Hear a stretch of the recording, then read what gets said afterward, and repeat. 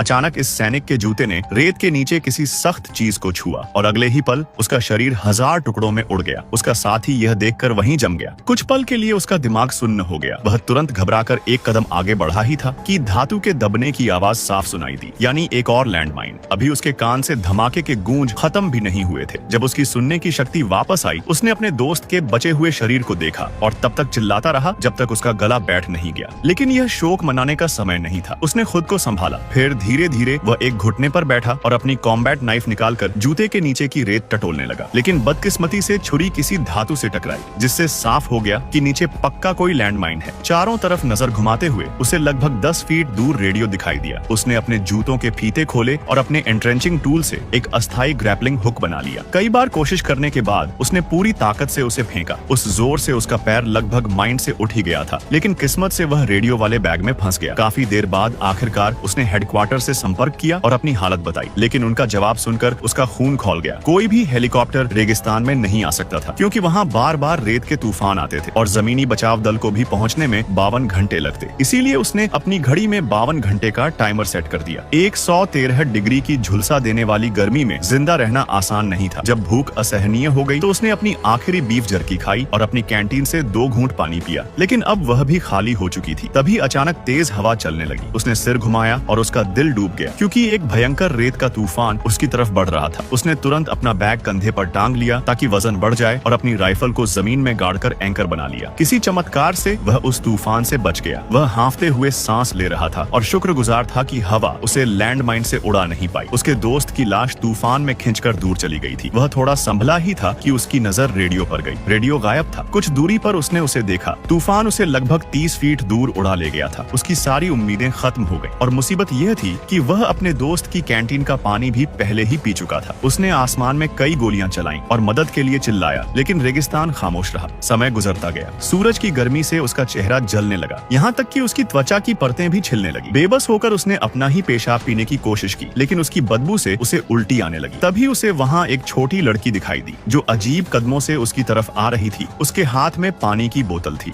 उसने तुरंत बोतल छीनी और लालच से पानी पीने लगा। वह उसे धन्यवाद देना चाहता था, लेकिन लड़की उसकी भाषा नहीं समझती थी। उसने अपनी जेब से एक खिलौना सैनिक निकाला। सैनिक को भी अपनी जेब में वैसा ही एक खिलौना मिला और उसने उसे दिखाया। लड़की ने दोनों खिलौनों को जमीन पर रखा और उनमें से एक को आगे बढ़ाने लगी, लेकिन सैनिक समझ नहीं पा रहा था कि वह क्या बताना चाहती है। वह घबराकर बार बार रेडियो की तरफ इशारा करने लगा, मदद की गुहार लगाते हुए, लेकिन लड़की मुड़ी और दौड़ती हुई रेगिस्तान की धुंध में गायब हो गई।